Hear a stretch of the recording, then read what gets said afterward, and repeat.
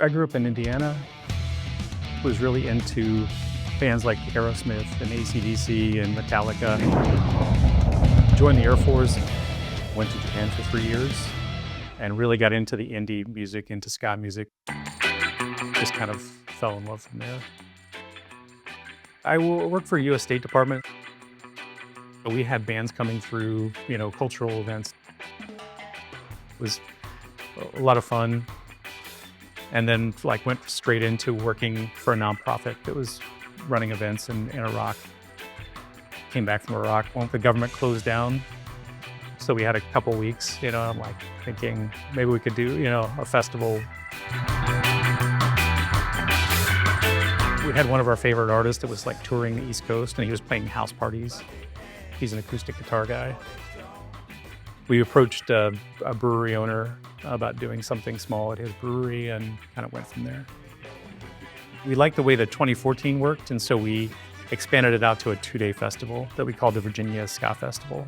We had a whole bunch of East Coast ska bands that came down that year.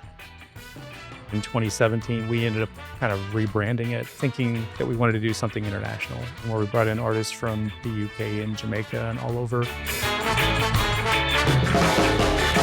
We decided to crowdfund for the 2020 show. But 2020 obviously never happened because of COVID, so we decided to have a virtual music festival. We want to thank the Supernova 2020 quarantine sessions for having us. And we had about 75 bands from around the world give us tracks, live tracks, rare tracks. And we did a virtual festival that benefited the Alpha Institute. The Alpha Institute is in Jamaica. It's been around for more than 150 years. It's one of the birthplaces of ska. The Alpha School of Music is a continuation of a long legacy of music education in Jamaica. In 1880, the Sisters of Mercy in Jamaica started an orphanage for boys. And one of the things they taught them was music. A lot of significant Jamaican musicians have come from that school. And also out of that school was most of the original members of the Scatolites Ska Band. We wanted to have that connection to the past of ska and to kind of give back to that life cycle, to that history of the music. And so we've been raising money for them ever since. We relocated the festival to Hampton in 2021.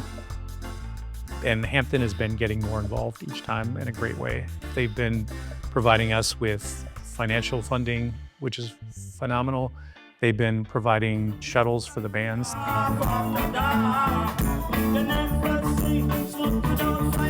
About 80% of our fan base is coming in from outside of the state of Virginia.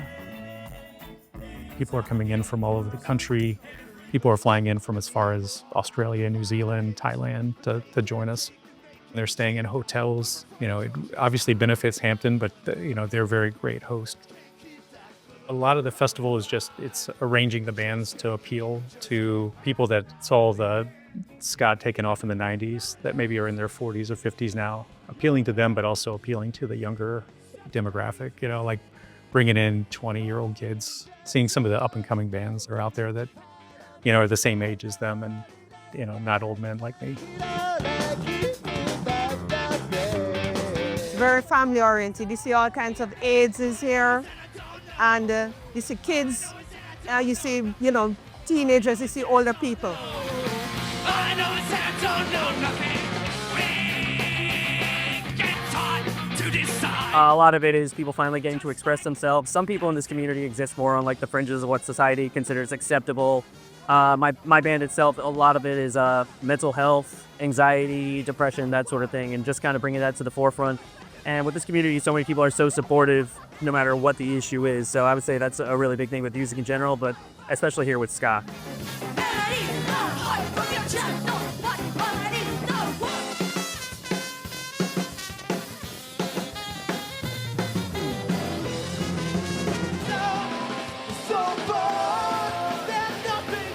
Being there for the outcasts and representing them and having a place for them to go to with, people that feel out of place at school or within a certain community of music. And we feel like that too, a lot of times.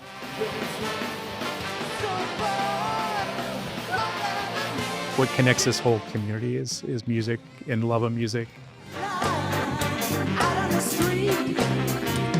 Music is kind of our life. Ska is part of it.